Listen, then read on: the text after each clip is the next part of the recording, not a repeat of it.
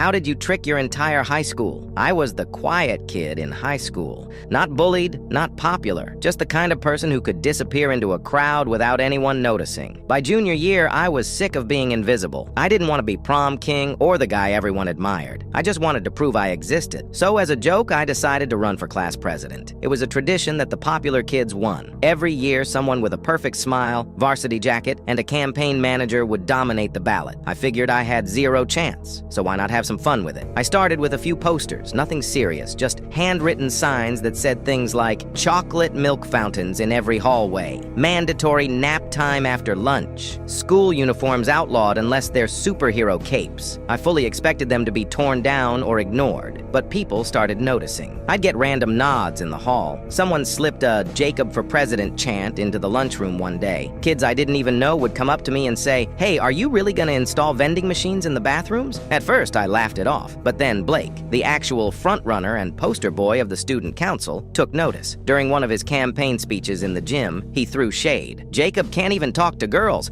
How's he going to talk to the principal?" People booed. That's when it got real. I leaned in, hard. I started wearing a suit to school every day. Okay, not a real suit.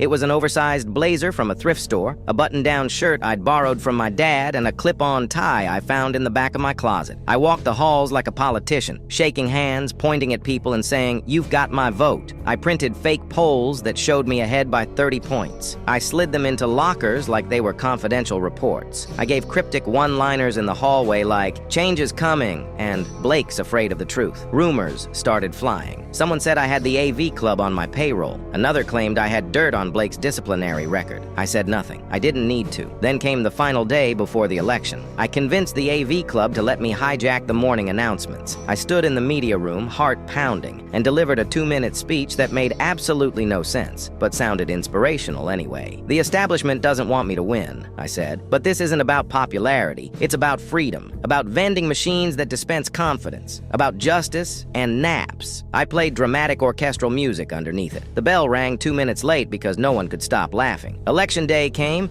and I walked in like a man on a mission. People high-fived me. Even a few teachers gave me a thumbs up. Then came the results. I won, by a landslide. I didn't just beat Blake, I destroyed him. He looked like someone had canceled summer break. But here's the kicker. The next day, the principal called me into his office. "Jacob," he said, "this is awkward, but there's a GPA requirement for holding office. You need at least a 3.0. I had a 2.8. Blake became president by default, but everyone knew who really won. For the rest of high school, I was Mr. President. The nickname stuck. It was in the yearbook. Teachers used it. Even during graduation, someone yelled it when I walked the stage. Blake got the title, but I got the legacy.